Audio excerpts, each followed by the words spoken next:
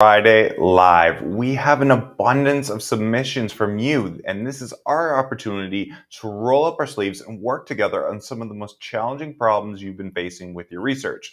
Some of you are just joining the Fast Track community. Here, we're aiming to really democratize access to higher education and the secrets that have been passed on in the ivory tower to those researchers who were blessed and fortunate enough to get access to some of the top academics in the world. We're going to lift the lid on those secrets and try to share them all with you. We're very committed to open access and trying to help you have a smooth, easy ride to success. So, what we've got today, for those of you sticking around, we're going to cover publication strategy.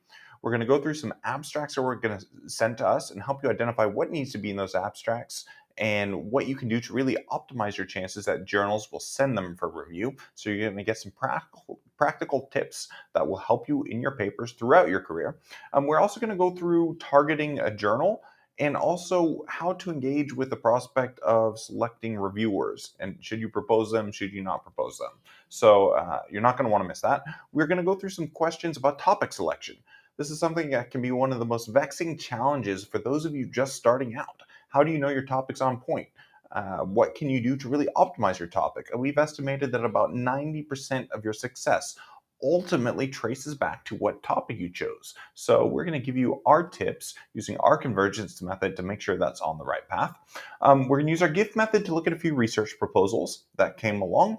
And finally, we're going to look at a systematic review that was submitted to us and really take on board some of the publication strategy tips from the beginning and put that into practice. So really excited about this. By the way, guys, to help us reach more people, I've learned that the algorithm that's used by Facebook, LinkedIn, YouTube, wherever you're looking, if you give us a like, it helps us reach more people. It helps us serve other researchers, other grads, others who might be struggling, who wouldn't otherwise know about us. And by the way, while you're at it, if you haven't, you hear me often mentioning our Facebook group.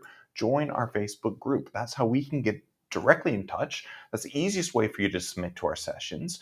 And we also have different channels where not just me, but the entire community of other professors, other grads, other postdocs are contributing to collectively help you be the best possible version of yourself wherever you are in your research journey. There's always scope for improvement. I'm continuously improving myself. Even, and you say that, wow, you've already published over 400 papers. Yeah, but every day that I work on these papers, every day that I work with you, I'm constantly improving. Like we always say, perfect's the enemy of the good. So set yourself out for continuous, steady improvements. All right, let's dive straight in. I'm going to share my screen, and guys, do help me out here. I don't have Courtney with me today, who is often a great partner in crime for this series. So if something is not showing on the screen, yell at me, say so in the chats, and I'll make sure that gets up there. So I'm going to share a screen, and I'm first going to look at an abstract that was sent to us, saying here, can you please review my abstract? And this is going to take us into, I'm just going to copy and paste what was sent to me here. This is going to take us into a little bit of a deeper discussion about publication strategy and how to optimize an abstract. An abstract, I think of the abstract as almost like you're sending somebody a present. We're coming up to Christmas, so whatever your religion or whatever. Here, I'm currently seeing lots of holiday festive season advertising. But the way I think about the abstract is kind of, if you have a present, you often put a bow on top, and to me, the abstract is like that bow on top. It needs to capture some intrigue. It needs to really kind of be the marketing part of your paper. It's going to give a mini synopsis of what your big question is, what you did and what you found, but in an enticing way that's going to want to really draw readers in. It's going to make editors want to take a look at this and say, this is really interesting, important for my readership, to send it out for review.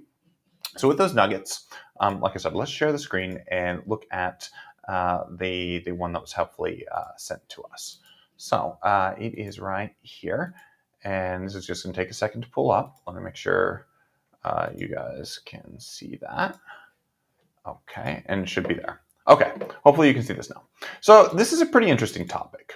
And you can see it's about football and politics in Turkey. And just looking at it very quickly, right, when I'm looking at the abstract, I'm going to look for a certain set of ingredients. And this is a little bit long-winded. Often your abstract, I was just working with a student today, we had 150 words for an abstract. You've got to pack a lot in. This is 300, so you really need to work within the parameters of the space you have. I'm guessing this is right at 300 words because that was the limit. Now, what I recommend for many of you doing an abstract for the first time is to use our deconstruction method. So, abstracts take one of two forms. One is a structured and one is an unstructured abstract. The structured one you may have seen is where they'll go through and say, okay, what's your background? And this is saying something, let's get rid of this. What is your background, methods, results, and conclusion for a research article? And that kind of makes things easier. This is especially common in the sciences to make it really easy to glean and abstract the key messages quickly. Um, to make sure you have all the ingredients, if you're a novice at writing abstracts, I strongly recommend you write in an unstructured way, or sorry, in a structured way, and then convert it back to unstructured. So that's what I'm going to do in this abstract, and that's going to help us make sure all the necessary ingredients are there, and then we'll convert it back. So if you have any questions about this process, let me know, but this is something that you can easily do with a lot of your abstracts going forward. So what I'm going to do is I'm going to tap this material here. So the background, this is the background bit. And usually the background needs to try to set out for us, why is this so important? Why are we having this conversation now? A little bit just like your introduction. And then it's going to give us a mini snapshot of the methods. So this here the method looks at qualitative, so it's using mixed methods in 3 football clubs. That's the method. You can already see by doing this, we're going to be able to get rid of some stuff that's just not necessary. In an abstract, you have to be so pithy, so concise with your space that you can't have anything that's really not useful there. So we use this. We've got the dates from here, the multifaceted role of football during these shifts. The other thing I'm seeing immediately glancing at this is that there's a lot of language that's just imprecise and not definite, and that's really detracting from some of the paper's good stuff. So this here goes to background, and you'll see this might look, what are you doing? And I'm sure poor Selman here is looking what I'm doing and saying, you're just destroying my beautiful abstract. Don't worry, we're going to put it back together. And the results and conclusion, this is really what's missing here. And you can see this here. We don't really have, it's just exploring stuff. It unveils stuff. It offers some insights. Okay, but the whole meat is kind of missing. It is spoken in quite vague language. Let me zoom in for this so that you guys can see this a little bit better. Okay, this article is offering this. It's doing this. You're telling us you're going to do lots of things, but I want you to show us a bit more about what you did. You explored this commercialization. It's really not clear to me what you've done. So let's see if we can improve this a little bit. So I'm really missing the results, and this is almost all a little bit all conclusion. So let's take this from the beginning. So with the background, I like to make the purpose of your paper really clear right up front with sometimes a question. Something so the readers immediately get it. And you sort of start to get this here. In this last sentence of what kind of fits in your background, study seeks how football was immune from political bans while the government aimed to divert attention from political polarization. It almost seems like this is your explanation for why it was immune, right? The government let football continue. There was no ban on football because the government needed that to distract the public from some things that it was trying to do. So you really want to set up your question here is, right, you know, I think you can set this up quite simply as why was football immune or from political bans during the XXX? What period was this? You're talking about this presidency, and you're assuming a lot of knowledge about Turkey, and you're setting this up to publish in really a Turkish journal. But I want you to aim more internationally. What is the message that speaks to a wider audience? Why is this case study in Turkey so fascinating? What does that tell us more generally about, say, the use of sports in politics? So this is really unclear. Was it a repressive regime? Was this dictatorial period? It says that you're saying military government seized control. So I would try to set this up as a question, and I'll come back to that in a second. This seems to be more your explanation as something that you found. So I'm gonna kind of I'm just again, I don't have you on the line with me here in the studio, but I think this is what emerged and what you found. So so I do like this as background, but it's setting up as a very Turkey focused. So, I mean, another way you can explain this is to maybe go through and say, right, is football a tool of political leaders to de-radicalize or uh, discontent or de-radicalize populations, something like this. It sounds like what's the idea of your paper? And this is what starts to get hard about your paper. Your paper needs to have one clear message that's coming out of it. And we have a video with the editor of the Lancet saying exactly just that. You need one clear message coming out. And that one clear message is unclear because you're exploring stuff in a neoliberal area and commodification. And now you're looking at all these intersections and the dynamics of sports. And it's saying a lot, but it's not saying much at the same time. So this may not be exactly what you want to say, but I want you to get that clarity and get a question right up at the front. And then I think the rest here is background. So I'm going to move this out of here and say the method here is we performed a mixed method study of how the Turkish state used football to manage political tensions. We performed, what did you do? What type of analysis of three major Istanbul football clubs? So that's quite clear. Did you do interviews? Insights from this provides valuable. Did you do interviews? It's not clear what you did. We performed a case study of three major clubs during XXX. What time? And were these interviews? Interviews? What were these? It's not really clear how you got this information. Where did you get? Did you search an archive for data? So some of this methodological details a little bit missing here. And I already can see as I get a little bit deeper into this that, how is football used? Yeah, is it de-radicalized to manage political tensions? To manage political tensions? I don't know if your question is why was football immune from the ban. I think you want to say football has long been used. Football has long been deployed as an instrument to quell population discontent. But what I'm missing here is this gap. Like, what is so interesting that you're going to look at that nobody else has looked at before? And again, it's very, very Turkish focused. So I would suggest quite radically taking all this out and get straight to the point. Get to the gap and then straight to the point here. Okay. During 1980 to 2001, we have the period here of three major football clubs. And what was the case study of the interaction between three major football clubs and the Turkish state during and why did you choose 1980? I guess there was a military coup at a time of military coup. You need to specify this. I know I'm just grossly offending all our Turkish viewers at the moment. Okay, so I've completely ripped this apart, but I've done that because there's just a lot of fluff that's not helping. Okay, and then I think your results here, this is what you need to document. Now, maybe you actually haven't done the study and you just need to put out an abstract. In this case, you can anticipate what you're going to find.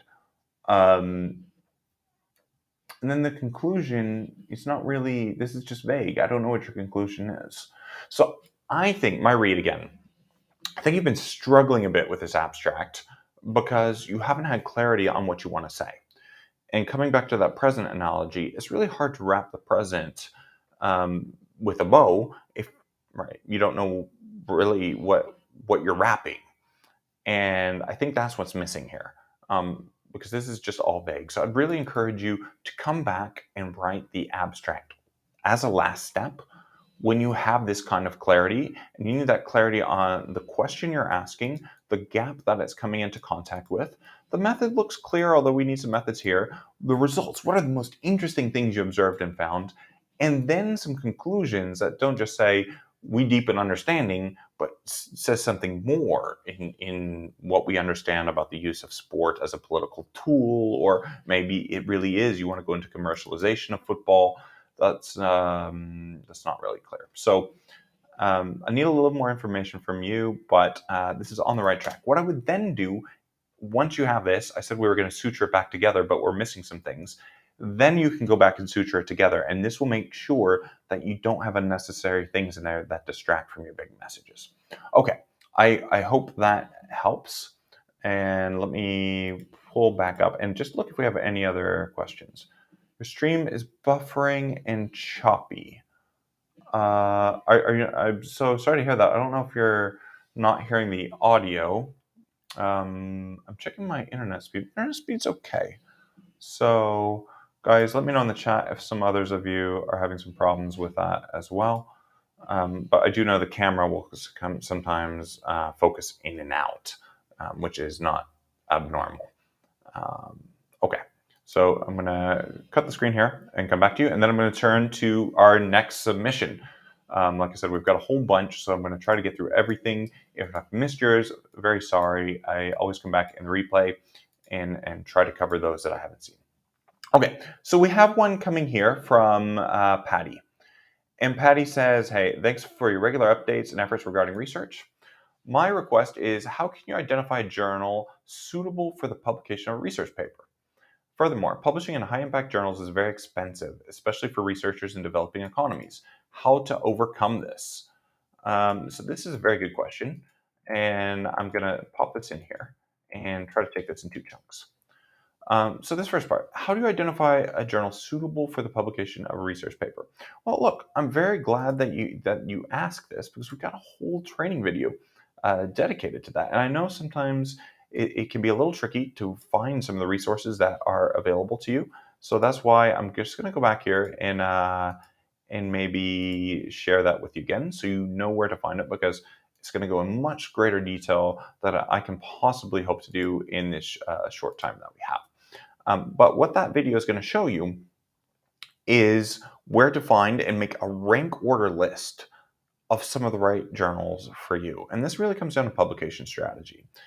Now, early career, I recommend a lot of you aim for the highest impact journal you can find.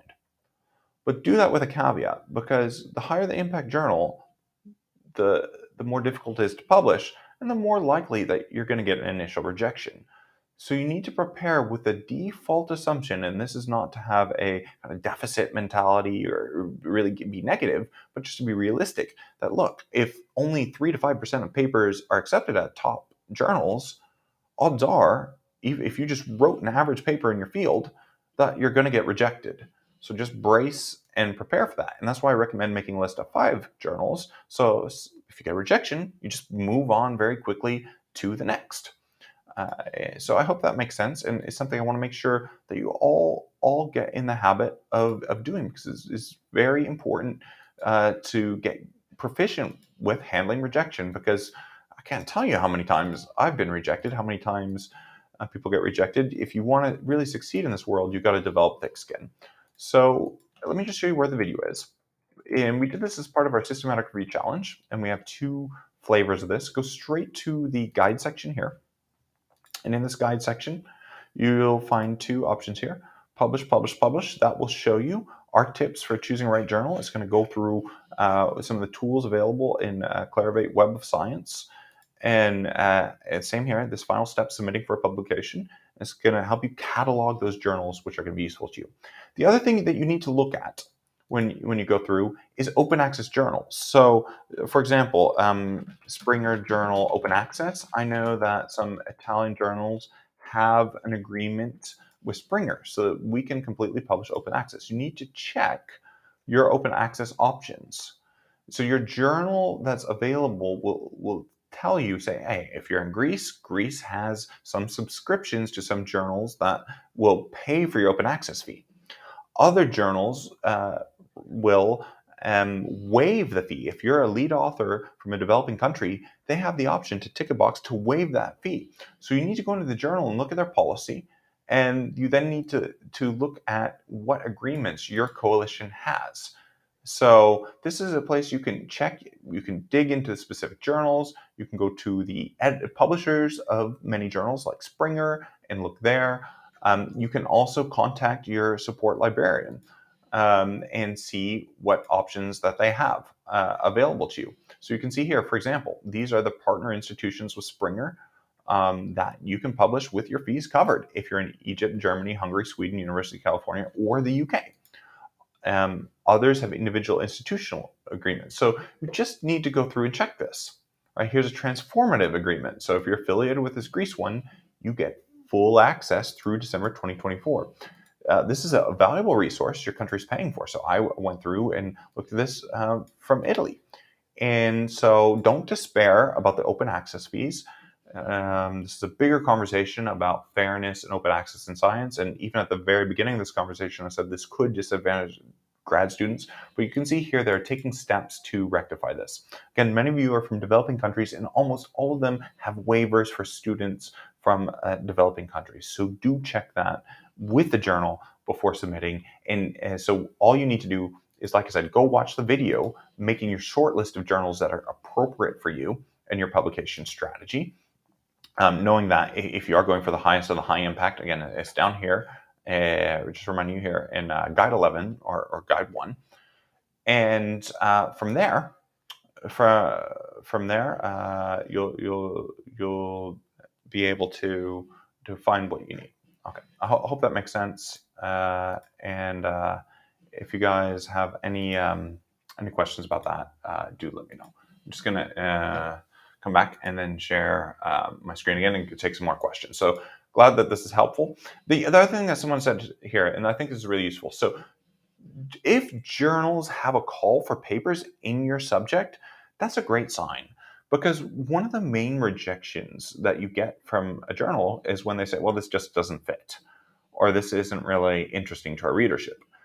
If, in contrast, they have a call for papers, you've already kind of batted that potential rejection away, kind of like swatted away like a fly, because you know the journal's interested.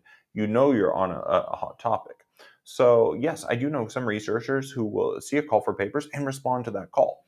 If you're already doing a stream of research, I do highly encourage you, as part of your publication strategy, to identify which journals are the critical outlets of that work, follow them closely, and see what calls for papers they have. Because odds are, if that's very centered in your area, they're going to have calls for papers on your topic. In fact, we're going to go through that later today as we talk through a question about a topic in the area of frugal innovation that was submitted to us. So, Patty, I'm really glad you asked that, because this is a really great question that I think a lot of students have. And again, this is the space for all the questions that maybe you had were too scared to ask. I'm going to give you the unfiltered, unbiased advice, because I'm really in your corner, hoping to help you do well. Okay. Patty's second part of this question. If you like to search for collaboration, and you're looking for working with other researchers, okay. I'm trying to make sure I understand your question. I think what you're trying to say is okay. I think you're wanting to say something about collaborating with established researchers is not easy because it may slow down the process. And that's definitely a trade-off. I think it's worth it. Now, at this stage, you might want to think about having not just one, but multiple papers in the pipeline. So that the principle here is to always keep your papers moving and have somebody looking at it. Either you're working on it, or you have a colleague looking at it. And while your colleague's looking at your paper, you shift to the next one. So you're not just stuck waiting. I think one of the most frustrating things that can happen to many of you is you're just stuck waiting for feedback that never comes.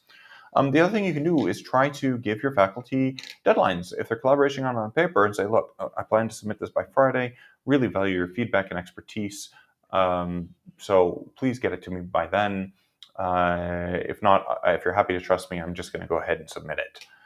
again, you're alerting them to say, hey, there's a paper coming out and we need to hit this deadline. And if you can't do that, that's okay. Just trust me and I'll put it forward. Sometimes that's not really a threatening, antagonistic way of doing things.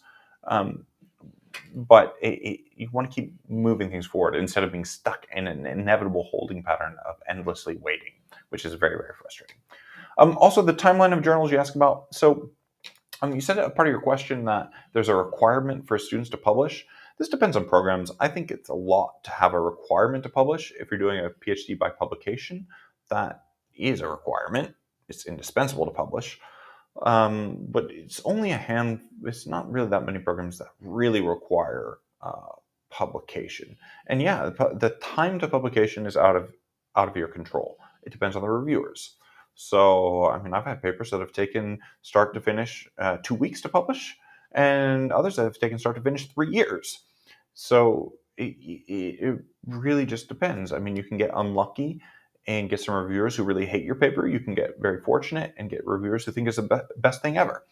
And you're drawing from a distribution of reviewers, and you don't know necessarily how that's going to fall out. So yeah, that it's just not in your control.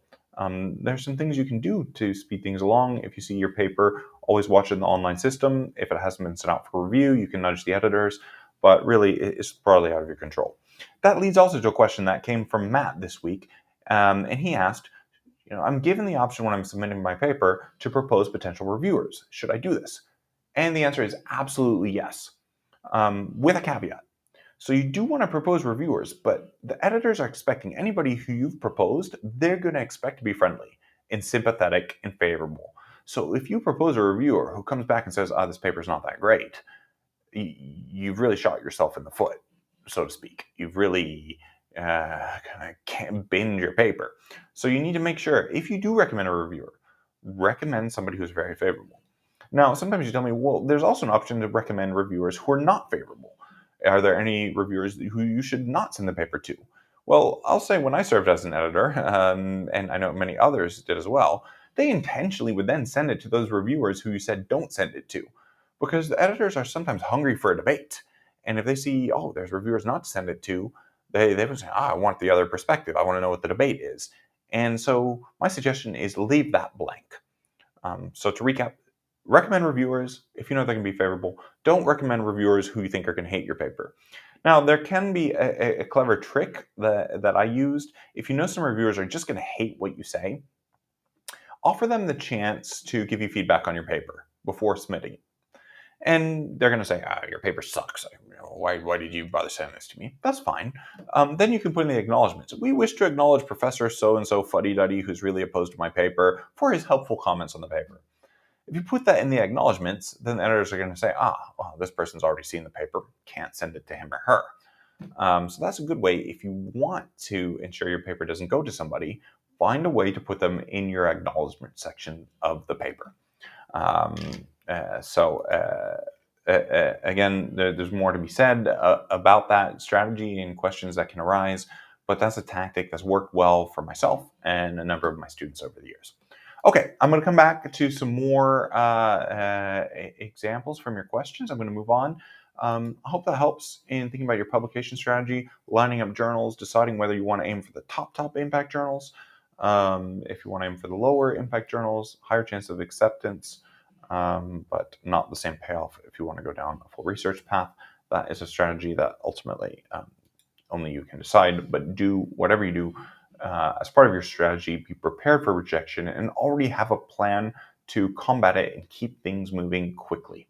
I'll repeat it again. You don't want your papers ever getting stale and sitting there like a pool of stagnant water. You want those currents flowing and moving at all times. Okay. So I've got another question here, and this one came from Louise, which I think was a pretty cool question. We're going to move into a phase on topic selection. So Louise asks this. I'm going to post this on the screen. So I'm probably too late to submit. No, you sent us quite far in advance, so thanks for that. I'm an early career researcher doing interdisciplinary research around children's second, third language and empathic responsivity when using their L2. I'm guessing that's their second language. It's trending on TikTok. Yeah, I think I even saw this on TikTok and blasted it around myself. One was this idea that when you reason in your language, you have more emotional responses because you've worked in that native language all your life than in a second language where you don't have the same emotion laden connection to the language and its neural connections. And that leads you to reason differently in situations that you might have to make trade offs or sacrifices that help or hurt others. So yeah, it's a really interesting topic, and the question is trending. So I actually do like when I see there's a popular discussion about an area because it tells me there's a debate, there's interest. But in this space, you've got to find a gap, and so I think you know that your topic area is good, but within that, you need to carve out what are the remaining research questions and how are you going to make an incision and make a dent on those. And so if you're at this early stage and you're saying like Louise, like I don't really know what to do in this area, I think the best thing to do is launch your literature review.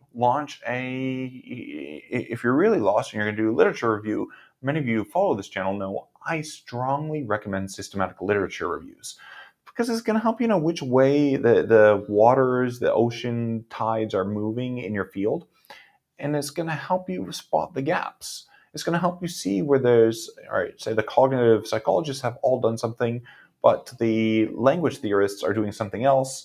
Maybe there's scope for a collaboration or lifting from cognitive psychology and bringing it over to foreign language effects that hasn't been done before.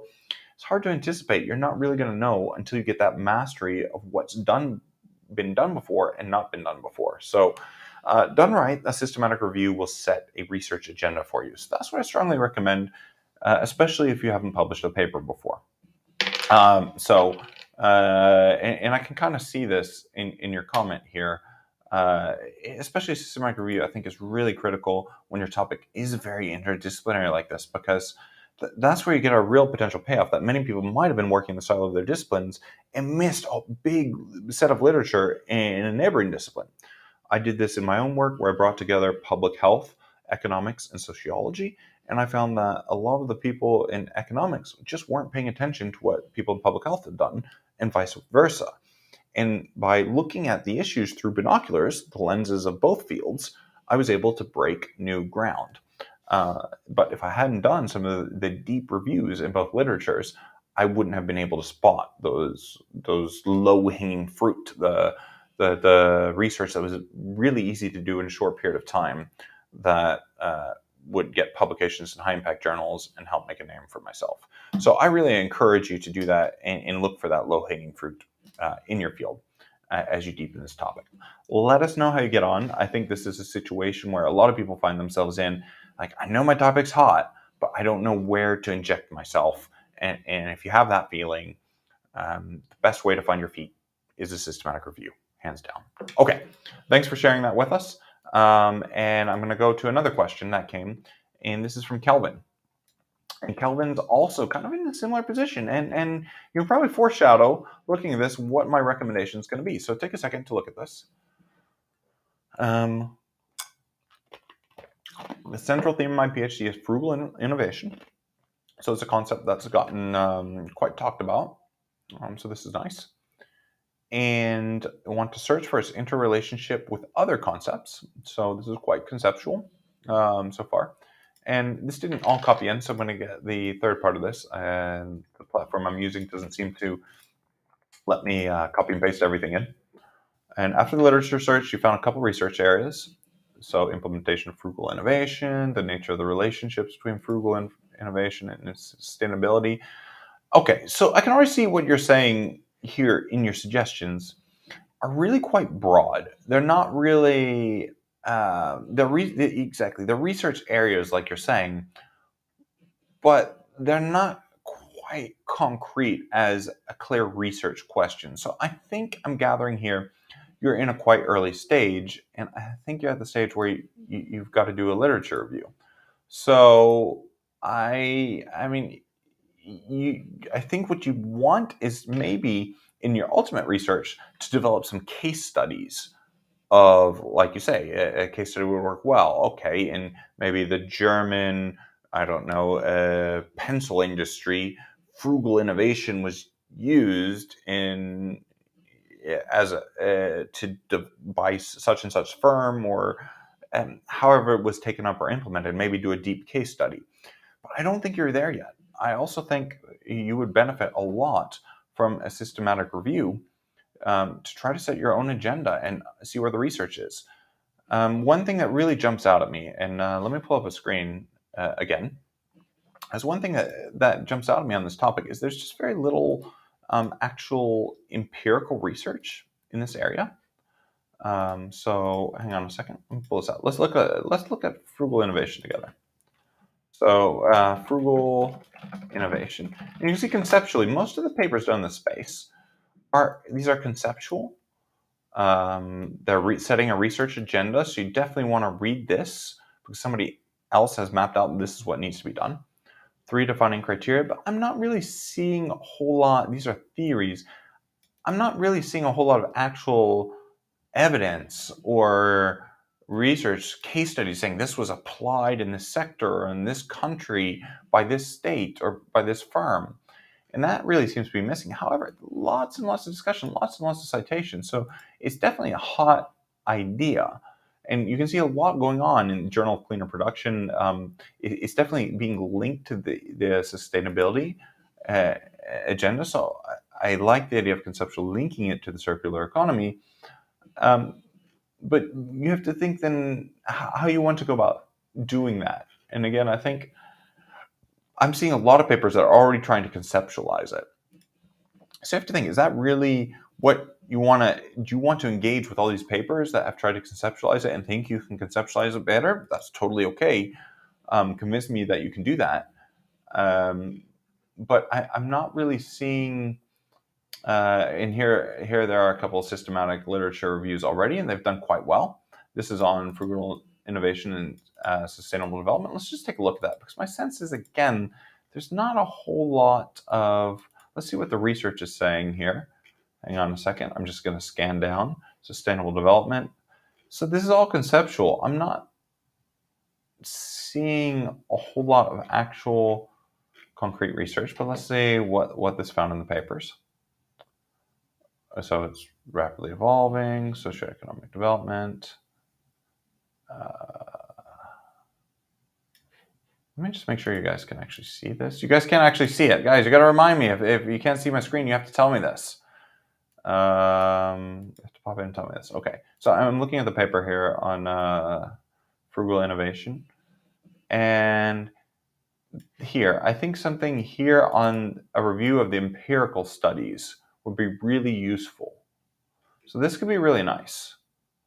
So I like this idea of maybe focusing on the empirical studies, because there's just, I see so much done, as I was looking here just a moment ago, I see so much done here in the conceptual space. These are all conceptual. It's crowded, conceptual. So I think a big gap that I'm seeing is it's kind of a clear summary of the case studies or the empirical evidence of how it's used, the barriers to its use, and that's the direction I would go. So I can see why you're feeling lost in this field at the moment. But that's my broad 2 recommendations. I would suggest a systematic review, and I would suggest doing a deep dive on the empirical papers, because just on quick glance, that strikes me as a relative gap in the field. So I'm glad that's helping, guys. Do let me know, though, if I have some glitches with the tech in the screen. I say I'm sharing the screen, and then it doesn't actually share. Thanks for sharing this with us and putting yourself out there. And I'm going to keep going to some other topics that we got in. Okay, so we've got 2 research proposals that I want to go through. And those of you who follow this channel from before know that we're going to use our GIFT method right now.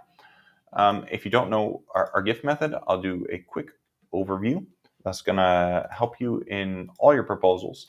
And really, any research you do needs to be able to satisfy this GIFT method. So whatever stage of research you're at, you should be able to define your project using this GIFT tool. And I call it GIFT because your research is kind of your gift to the world. You're investing lots of time, energy, blood, sweat, and tears to bring this to the world. So Uh, you must believe it has some values. Gift. And gift really encompasses three components. G is the gap. You need to know what the gap of your research is, right? What's missing, what needs to be done. You need to have an idea or an intervention, something that's going to come in contact with this gap. So I like to draw a little arrow here that this gap, this idea is going to speak to your gap that you've defined. And this idea intervention, you need to convince us that it's going to be feasible, right? I'm drawing the arrows intentionally in this reverse order. Um, so once you get your idea, got to make sure it's all feasible, and you got a realistic timeline to do all this. So your project where you can go collect data, especially, I need to make sure you can actually get access to those data, that there aren't security challenges or ethical problems, and that you can do it in the timeline that you have to finish your project. So here's gift. Can't see your screen. Thanks, guys. Thanks for reminding me. This happens a lot when I'm multitasking. So gift, gap, idea, intervention, feasible, and timeline. Okay, these are the ingredients we're going to be looking for as I open up this paper and we look together and see to what extent is fulfilled those. Because many times when I'm looking at a proposal, this is what's missing. These are exactly the ingredients that are not clear. So we're going to kind of tap each of these in turn and see to what extent the paper is clear on all these. And you can see this comes back later. If you don't have this from the outset, look at the first abstract we looked at. If this gap is not clear in your research project, you're going to have problems later on when you write your abstract. Right? So many students who come to me saying, oh, I'm struggling, I'm lost. I can go back and say, well, the idea is not coming into contact with your gap. Your gap's not clear. Well, you're having trouble with your methods because what you're doing is just not methodologically sound. It's not feasible. You're not going to be able to do it. So oftentimes there's months and months and months, even years of frustration that if you get these elements clear and set out right, you won't struggle with. And the obvious symptom is if you make a timeline and you're not following that timeline, something has gone wrong earlier in setting up this gift. So usually, right, the symptom I'm seeing is when this timeline has gone off somewhere in students' plans. So, okay, I'm going to come back and share the screen. And we're going to look at this research proposal. So even if, guys, you're not at the research proposal stage, this is still going to help you. So I want you to think about gift in your own work. So we're gonna explore sandwich generation caregivers and their effect on the demand of care of elderly in UAE. Okay. So, let's take a look. What you mean by sandwich generation? That's a bit jargony, but that's okay. This outcome I don't like so much. Demand of care. So, yeah, it's making me think that maybe you have this informal caregiving role of people that's often kind of girls and wives, and that this is replacing healthcare services or substituting for healthcare services. But I'm not sure what the research question is. Anyway, I'm just prematurely looking. So let's look for the gap. What's the gap? Okay, other thing, you've got to check, guys, you need to get your formatting right. So, right, the period comes here before the citation, and there shouldn't be a period here anyway. I think you mean a comma. Use something like Grammarly to get your grammar right, or it's going to give this false impression that you haven't done a good job. I also want you to use our peer system. This is a torturous paragraph, really hard to read. It needs to be unpacked. Each paragraph needs to make one point. If you don't know about our peer system, check out our academic writing training. People consistently tell me, why did no one ever tell us this before? Well, I wish, because it's what I wish I would have been told or taught early on, and we just don't teach it in universities. And that's why we've developed some of these systems that will help you that you're not going to find anywhere else except here. Okay, I'm still looking for the gap. Gap? Where's the gap? Okay, now we're getting the study. No, this was a study here. Okay, gap. I don't see, there's no studies focused on this. And okay, this is the gap. All right. So this is not a, so you're saying you can use a geographic gap, but the question you have to ask is, why is an international audience going to be interested in this? If you want to publish, unfortunately, in, say, the American Journal of Preventive Medicine, it is American Journal for a reason. There needs to be something in there that Americans care about. And I hate that it's that way, but unfortunately, those are the rules of the game. I agree. I don't like the rules of the game. I think they're rigged. I think they're deeply problematic. There's a big discourse on decolonizing research and all these other things. Don't want to get into that. But those are the rules of the game. Uh, Help me change the rules of the game. Let's do that. I'm committed to open access. But right now, you're in a situation where you've got to get this thing published. You want to publish it in a high impact journal. This will not publish in a high impact journal. The gap doesn't work. That said, can you get it published in a third tier journal, fourth tier journal? Quite possibly. Can you get it published in a UAE specific journal? Quite possibly. So that's okay. But we still need a clear research gap. So this is the gap. So right, your gap needs to have something that you immediately get a gut reaction. Why is this important? And sometimes it's just you just haven't explained why it's important. And the other thing is, I tend to be allergic to studies that just want to explore things. Usually you have a hypothesis, right? Scientists have a hypothesis. We want to test something, or we want to, it was articulated to me, what do you want to show? This is really unclear, but I think this goes into the literature of informal caregiving. Maybe you think this burden falls heavily on women, that women are coping for gaps in the healthcare system in the UAE, that the healthcare system that they're neglected, and this is putting a heavy burden on families. But that meaning, that's why do we care? Why is this important? It's just not there. It almost sounds like, I don't know what this means. Design healthcare interventions that promote sandwich generation caregivers. So does this mean you want more women and girls to start caring for older people? I don't understand. So you need to tap into some debate. You ideally want to see some debate or discussion that's going on, and that's not really well articulated, and I'm worried about that. And this creates things hard. It's hard now because when you have something, I'm exploring something.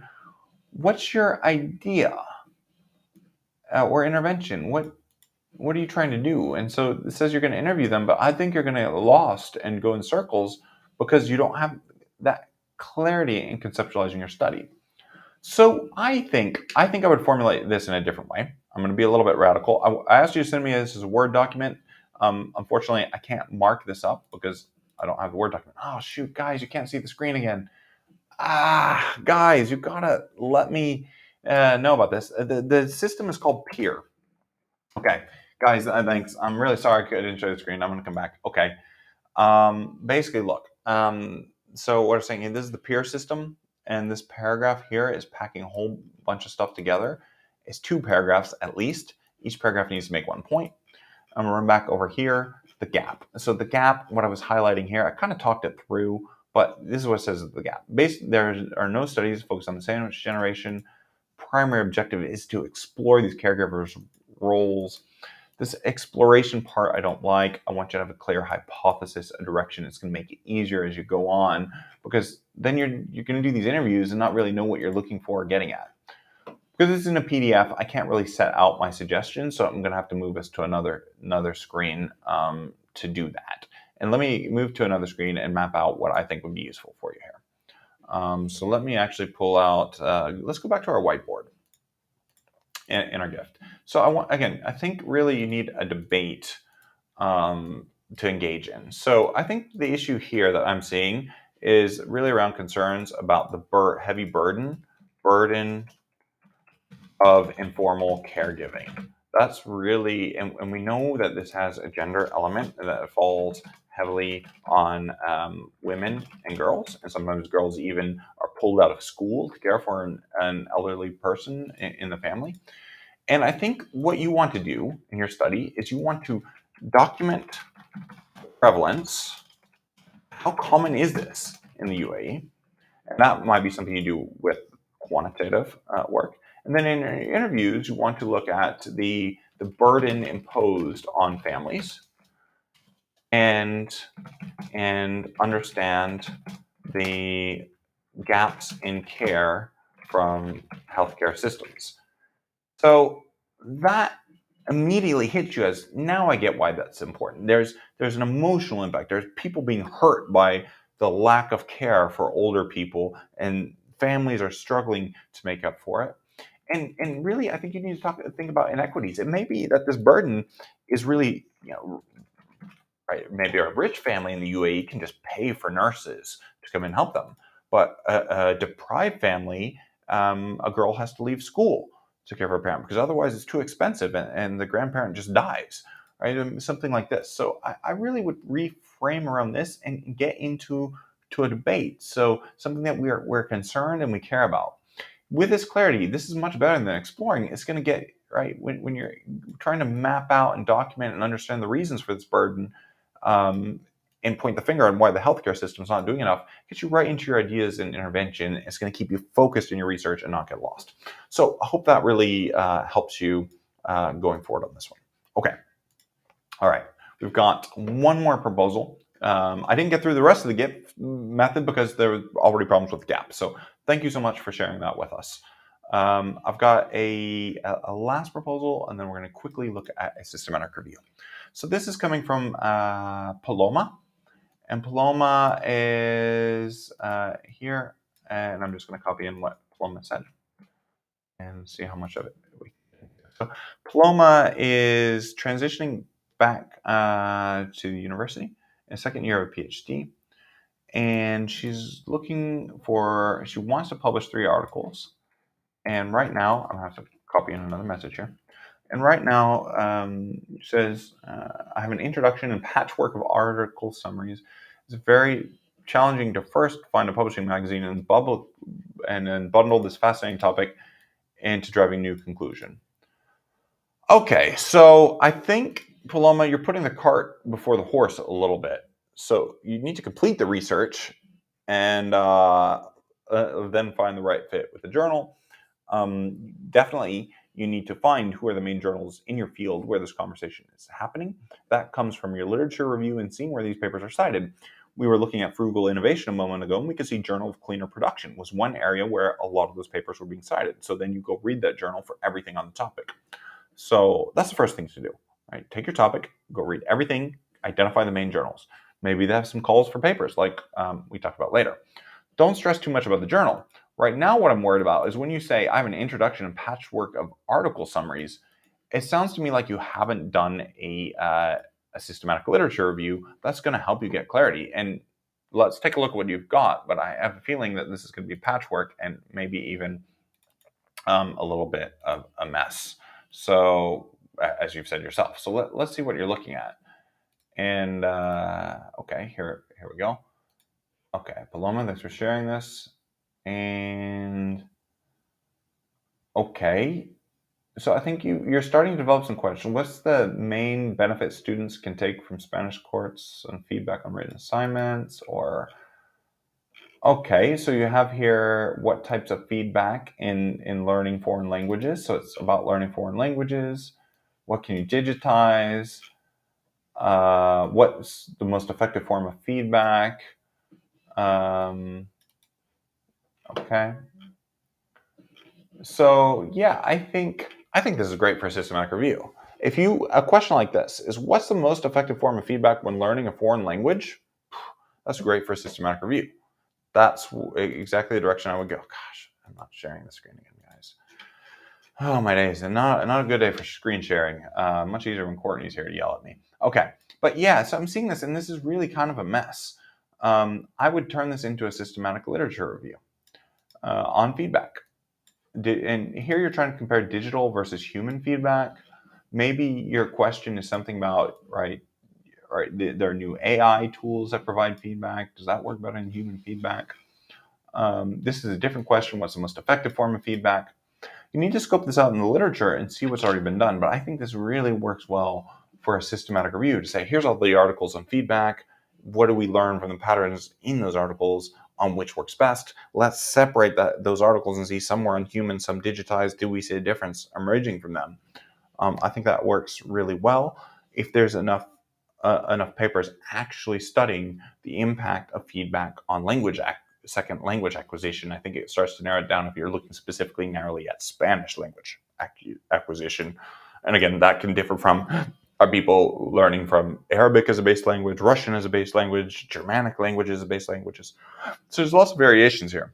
But I think by already trying to find a journal, I mean, you're taking many, many steps ahead. I think you need to get clarity on what your research question is and what method you want to use to approach it. And that really comes back to getting your proposal right, getting the gap formulated, and your idea or innovation, how you're going to address that gap. So I like that you've got this clarity here, but like you said, you've got just a whole bunch of patchwork on papers, and you're going to get lost putting this together. And I can see why you're feeling lost in this. So I strongly recommend for you as well, Paloma, a systematic review, digging into this topic. And we're going to next look at a systematic review coming forward. Kelvin, good to have you join us too. I'm going to come back to what you said here in a second at the very end. So bear with me and we'll circle back. Okay, we're going to look at our last submission for today, and that was a systematic review sent to us here by, it looks like, this is by Gloria. And Gloria just wants us to give it a glance. So thanks so much for sending it to us. And here we've got prevalence of nutritional deficiencies, risk factors in pregnant women and children under the age of 5 in Nigeria, systematic analysis and meta-analysis. So you usually want this to be systematic review and meta-analysis.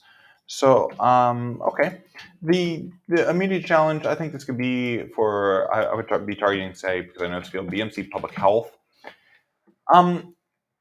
It's not clear why this is going to be so high value, because this is just speaking to Nigeria, which I'm guessing you're from Nigeria. Is probably very important to Nigeria, but again, it makes it hard to really publish internationally. I mean, I remember I was doing some work on the Stans, Turkmenistan, Tajikistan, and the problem is that some of the big journals just didn't care about what was happening in the Stans. So this makes things a little bit hard. You need to justify why the case study in Nigeria, but just showing, this is kind of just going to shine a light and say, hey, there's still a lot of nutritional deficiencies. It's not clear how that is really, again, addressing a big gap, because it sounds like the gap you're going to say is that, well, this just hasn't been done in Nigeria. So I'm just scanning through your introduction, and this is all quite straightforward. One thing to be aware of as well, you'll usually only have about 4 or 5 tables or figures that you can publish, and yeah, you've already got quite a bit. You're also going to be aiming for a medical journal. So this article is already way too long. Medical journal, you maybe got 3,000 to 4,000 words. I'm just checking your word count here as I go through. Word count. Yeah, I think you're way over. This needs to be reduced a lot. Okay, I'm not even going to get to the end of the article. You're at 5,600. So your introduction needs to be 4 paragraphs. So that's way too long. So I recommend you follow our systematic review guide on writing up the introduction and conclusion. It's very lean and efficient, and it's going to tell you exactly what needs to be in these sections. And you've got to cut a lot of these figures and tables, because that's just not really that helpful here. Pico, I would move this to the appendix, and just use Pico with an I. You see that in the course. And I put this as not applicable because that's what you're comparing. Your outcomes are actually, the prevalence of, you're not really looking at an exposure traditionally. You're just looking at studies that quantify the prevalence. So you don't really actually have an exposure in that sense. And here's a prevalence and the risk factors. Yeah, that's okay. Yep. And so good, you registered, you followed Prisma, that's good. So you're not going to be able to change a whole lot at this stage. Your methods looks well structured and nice. This here, you probably want to define a bit more. Do you only include cross-sectional? What if they had longitudinal? This needs to just be able to answer what you did with every case of a study. And right, what if it was incidence or not prevalence? So I guess you kick those out. You just need to explain that. So you said pregnant women and children. I guess you want to disaggregate when it's in pregnant women and children. But that's okay. Wait a second. Risk of publication bias. This is a risk of bias tool, not risk of publication. Publication bias will come out of your meta-analysis, but not from this. I'm being a little technical here, guys. Publication bias is the tendency of papers to only publish positive findings and not all the findings that are out there. And so you get a skewed picture of the real state of the evidence because the studies that didn't find anything or a negative finding just don't get published. So this is a little bit long-winded. And in fact, I caught something else that I don't like that you did. And let's see if I can find it. Okay, I'm not seeing it. Okay, it may have been in the corner of my eye. I've been reading it quite quickly. Oh yeah, this it. Doing a systematic review of students' guide. There's no worse way to detract from your authorial authority. The reviewers are going to think that this was just done by a graduate student. And I'm not saying grad students are bad. It's just there's a subconscious bias about, oh, you're a grad student, then you haven't done good quality work. This isn't great. And the systematic review specialist probably should have been a co-author in your paper if you're citing them. So this is kind of signaling you don't know what you're doing. Don't do that. Just take it out. Say you collaborated with somebody, add them as a co-author, that works. Don't take this. You said you followed Prisma. So you followed Prisma guidelines. That's what you did. You followed the Prisma guidelines. So I don't think you need that there. It just detracts from your authority. So this is fine. The meta-analysis makes sense here, so that's justified. And search studies, yeah, I usually put this in the methods, so that's okay. But overall, you've done a nice job here. Again, this moves to the end of the document. So I like that you've got your flowchart here. You've done a nice job with this. Pregnant women, children under 5, nice job with that as well. So that's very good. I mean, I have to say you've done a really nice job executing things. Pregnant women here, and here's the prevalence, and you've specified, I don't know, I'd get rid of the acronyms if you can. And the indication, I'd spell things out as much as you can. So here I'm guessing you're not going to want to do meta-analysis when you only have a handful of outcomes. I'd put all the vitamin A's together, unless you have a reason not to, and I put all the different things together. But this is a nice table. We'll move it to the end of the document. Let me go look at your meta-analysis figures. Yeah, so for example here, when you've only got 2 studies, or even one, you don't do a meta-analysis when you just have one study. Look, you can see how this is just, look here, it's just kind of useless. There's nothing to meta-analyze with just 2 studies. So get rid of all this stuff and just say there were too few papers to do a meta-analysis. And this overall makes no sense because it's cutting across different things. You got some spelling errors in here as well. So only focus on iron deficiency, and it looks like iron deficiency, and I'd move that up to the top. And the others, you could say there just weren't enough studies to do a meta-analysis. Same thing. This doesn't really work. You can do it. I don't think I would break it into province. These estimates are all over the place, so I wouldn't include that in there.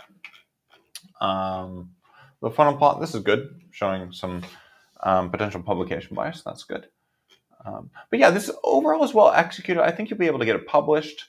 Those are my big suggestions. I think it'll have trouble published well. So just to recap the suggestions, okay? So 1, cut down by about 1/3, and see our guide in the group for writing the introduction and conclusion. Get rid of meta-analysis, which have fewer than, let's say 5 data points, and simply say not enough studies to perform meta-analysis. So I think that's going to get rid of the things like copper, the province, sub-analysis, etc. That'll cut things down. It'll make your results a lot leaner and more efficient. And in the introduction, try to make this more high value and say why Nigeria. Maybe Nigeria is thought to have been a place that got rid of a lot of nutritional deficiency, or maybe it's one where it's been stubbornly bad despite a lot of economic development. Really try to play up why Nigeria is so important, and get your tables and figures down to 4 to 6 max. Oh, and also cut out in methods statements that detract from your authorial authority. Authorial authority, that sounds a little odd, but that's what it is. So thank you so much, Gloria, putting yourself out there and sharing that with us. If I were a reviewer, these are the kinds of things that I would be coming up with for you. So let me stop sharing, come back. And do these sessions take place at regular intervals? Yeah, look, as I try to do as many of these as I can do. I have a research team of my own and I'm quite busy, but this is our way of trying to give back and contribute to the community because I want everybody to benefit from the support that I wish I would have had as a grad. And I know many of you, it's not that you can't do research powerfully, it's that you don't get the feedback and guidance you truly need to thrive. And so that's exactly why we created Fast Track. Kelvin has a couple questions following on our discussion. The identified gaps are not research questions, but research agendas from publication. Yeah, and they're broad kind of research areas, but when you come down to doing your research, you need to hone in on a research question that you can develop a method, you have an idea you can take actions on, and you're still kind of at the stage of a research area and not a clear research question. Exactly. That's exactly what I suggest doing. And that's where I think for you, doing the exercise of a systematic review would be quite useful. To me, my quick glance, Calvin, was that there's just a lack of empirical evidence. And I actually saw this I've got a student I've been working with on circular economy, and really cool theory, really cool idea. What's going on in actual practice? And what are the barriers to actually doing this? And do we have any case studies where it's been tried? I think there might be enough empirical studies to take a look at that.